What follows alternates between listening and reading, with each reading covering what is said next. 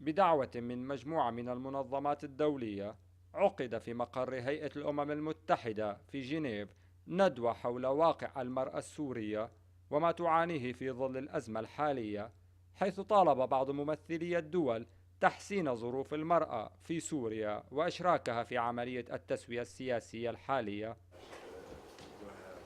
أن أكون هنا في هذا الحدث الجانبي الذي نظمته البعثة الفرنسية بالتعاون مع الآخرين، وأنا ممتن جدا لأنكم قمتم بتنظيم هذا الحدث.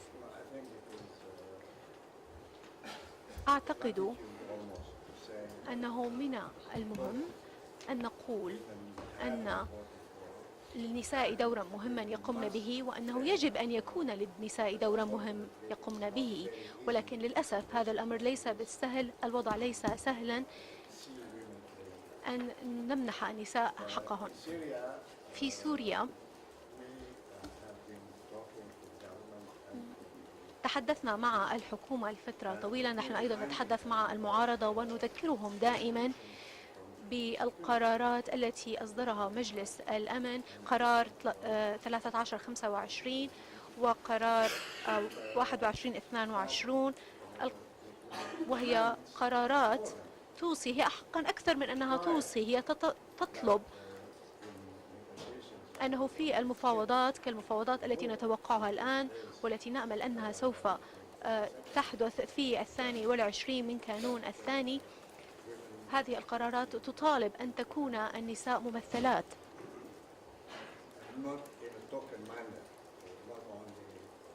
وفي جميع المحادثات، أن تكون ممثلات ليس فقط في هذا.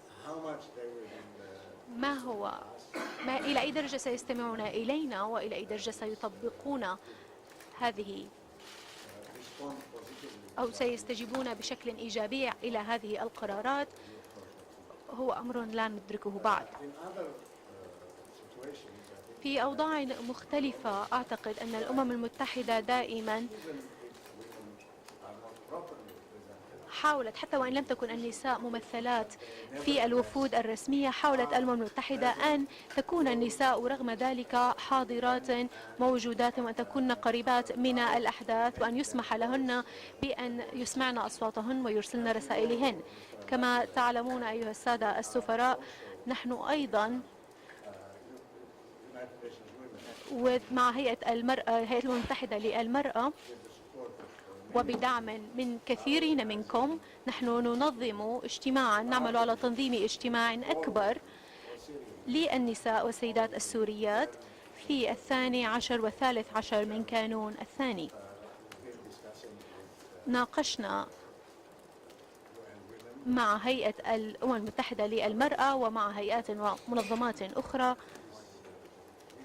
حول هذا الاجتماع، وإننا نتطلع أن تكون النتائج أقرب ما يمكن إلى ما نريده من ذلك الاجتماع، وأيضا فيما يتعلق بالقرارات التي ستتخذ. نحن ممتنون جدا للمنظمات الدولية والمحلية التي تدعم النساء، بما في ذلك المنظمات التي نظمت حدث اليوم، وأيضا نحن ممتنون للمنظمات منظمة هيئة الأمم المتحدة للمرأة. نشكرهم جميعا. آمل أن يسمحوا لي بأن أذكرهم من فكرة نطرحها أيضا، وهي أهمية أن تمتلك البلاد المعنية هذه العمليات التي نقوم بها. هذه العملية يجب أن لا تكون عملية دولية، ولكن يجب أن تمتلكها، أن تكون النساء السوريات جزءا لا يتجزأ منها. من حق النساء السوريات أن يطالبن بحقوقهن، أن ينظمن أنفسهن للمطالبة بحقوقهن، ويحق لهن أيضا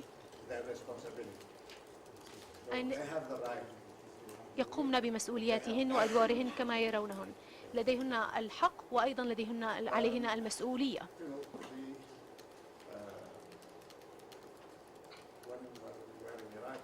عندما كنا في العراق في عام 2004،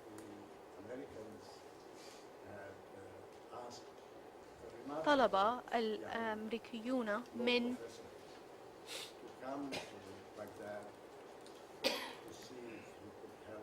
من شخص عراقي من العراق ليروا إن كان بإمكانه أن يساهم في كتابة الدستور العراقي. الآن أعلم في العراق هناك الكثير هم طلبوا من محام دولي أن يأتي إلى العراق للمساعدة في كتابة الدستور، وأنا أعلم الآن أن هناك كثير من المحامين العراقيين الذين هم كفؤ. هناك قصة تدور حول هذه القضية، هو أن آية الله السيستاني تأثير في العراق، وكما تعلمون هو إيراني. القصة وصلت إلى السيد بريمر، قالت للسيد بريمر: سيد بريمر أنت أمريكي وأنا إيراني، ما رأيك أن نسمح للعراقيين بأن يكتبوا بأنفسهم؟ آمل أننا سوف نطالب اليوم بأن تتولى النساء السوريات مسؤولية القضايا التي تعني بلدانهم وبلدهم. نأمل كثيرا أن بعد هذا الاجتماع اليوم وبعد الاجتماع الذي سيحدث في 12 هنا في جنيف،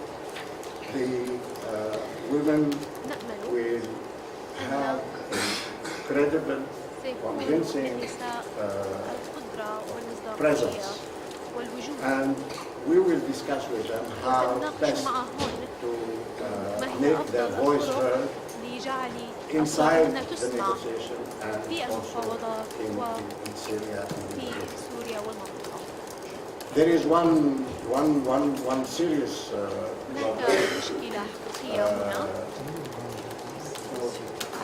recently somebody was arrested in Syria who might have been and still may be ربما هو من الممكن أن يكون حتى الآن جزءا من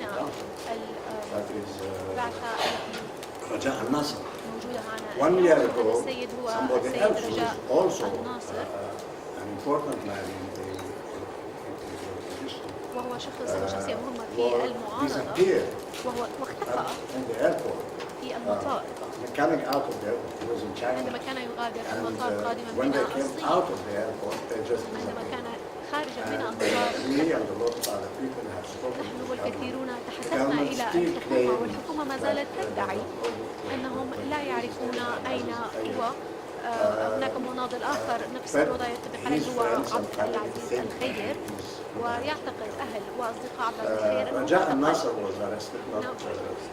لنعد إلى رجاء الناصر، هو اعتقل. He came out of his house. He was with a young man. They كان مع شخص آخر approached by people who took them. اقترب This منه young man أشخاص was with him has مع been مجموعة من الأشخاص، we واختفوا بعد were told ذلك. first that he برا has في ذات أبي been بدر arrested by mistake. أنه اعتقل خطأ. Second, we were told that he ثم will be قيل لنا released soon. أنه سوف يطلق سراحا قريبا، وبعد ذلك he قيل has been لنا released. أنه تم إطلاق And سراحه، then we saw that he has not been ولكننا نعلم أنه لم And now we يطلق are told we سراحه don't know بعد، that. والآن نحن لا نعلم أين So هو. I hope that آمل women who take part أن in this النساء اللواتي exercise and who will continue في in this هذه العملية exercise وسيتابعن will be العمل في هذه respected by العملية، everybody, سيحترمن الجميع، including by في the ذلك government الحكومة and also by the various opposition groups. قوات المعارضة المختلفة. Here I think we have got to mention أعتقد أنه يجب the أن name نذكر of Razan اسم Zaytouna رزان زيتونة and 3 of her colleagues وثلاثة who من were زملائها kidnapped الذين اختطفوا. not very long ago. وهذا And لم I يكن think في we فترة have got طويلة، all to demand ولكن علينا that أن they be نطالب released. جميعا And I hope that يطلق سراحه. Zaytouna وآمل should أن have رزان been here زيتونة، today. كنت آمل And أنها that كانت she will هنا be here اليوم، on 12 وآمل of أنها ستكون هنا January. في 12 من كانون So, الثاني. you know, it's a complicated process. الوضع معقد Women جدا، have a role والعملية to play. معقدة. للنساء Women دور must قمنا play به، that role. يجب أن تقوم We النساء all بدورهن. need to help جميعنا women علينا to the جميعا best أن of our نساعد ability. النساء But they have لما got to نستطيع، take the ولكن lead أيضا and يجب على do النساء what أن needs to be يقومن done to بتولي make their زمام voice الأمور heard وقيام بما يكفي أن تسمع أصواتهم. لديهن قضاياهن كنساء طبعا، النساء يتمتعن بنفس الحقوق كالرجال، يكون جزءا من هذه العمليات سواء كنا يدعمن النظام أو الحكومة، ولكن أيضا كنساء هن لديهن دور خاص بهن كنساء، وهو هذا الدور الذي يجب أن نحترمه ونحترم أدائهم لهن، وهو دور سيساعد بلدهم في هذه الأوقات الصعبة. Okay. Well, it's important for Syrian women to brief and to speak to the international community about their hope for peace. It's important to constantly remind us that women are there working for peace every day, and therefore they have a role in the peace table because they already are the peacemakers. So an event like this helps us to be reminded about that. It also helps to take away an impression sometimes that women are not equal to the task. You heard the women today. They have got the capacity and they are very much passionate about bringing peace to their country.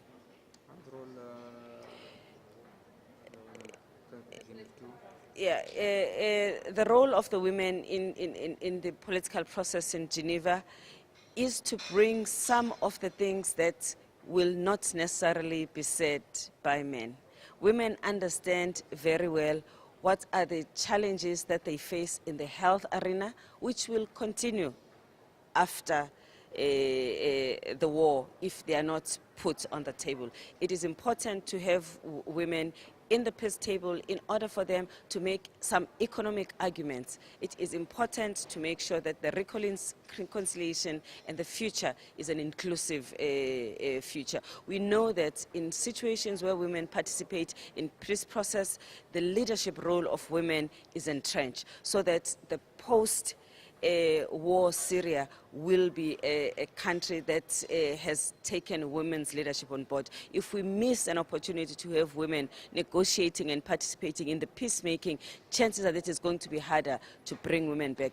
In a country like Syria, with such educated women who have had a history where they've made a difference, who are very competent, we cannot afford to have a peace that brings them to a level much lower than where they have been now before the war. So we're trying to make sure that we secure a better position, that we protect the status and the role of Syrian women that we've always known about historically.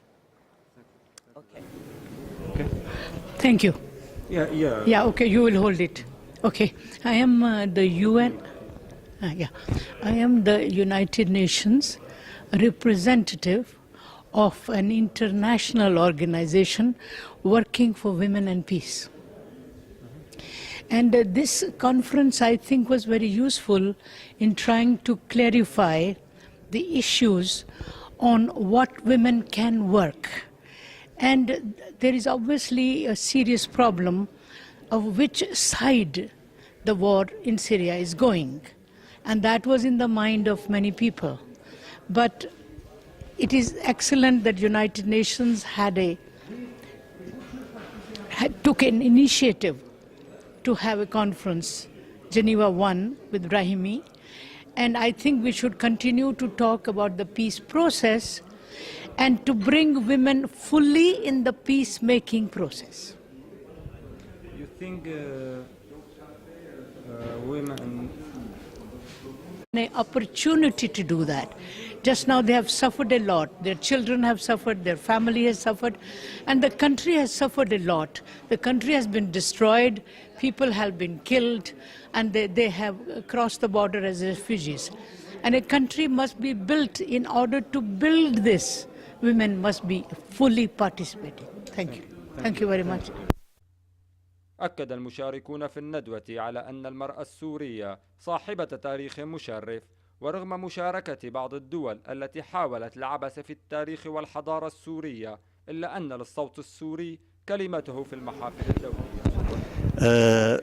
علمت مؤخرا بتنظيم هذه الندوة، فإن موضوعها مهم جدا، وهو دور النساء في الخروج من الأزمة في سوريا.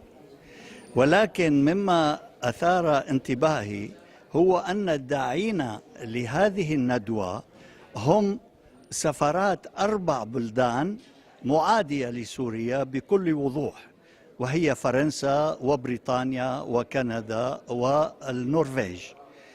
ولذلك تعجبت من أن هؤلاء النساء اللواتي دعيناهن لهن علاقات مع هذه الدول مسبقا أم لا؟ هذا سؤال تساءلته بيني وبين نفسي، ولذلك قررت أن أحضر لأفهم طبيعة هذه الندوة.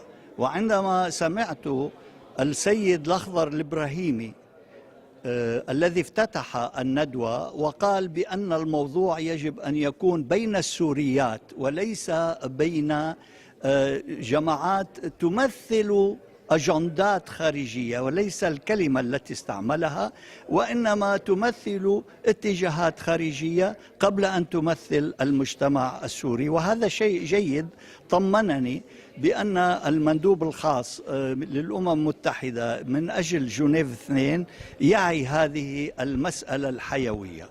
ومن ثم بدأنا التكلم.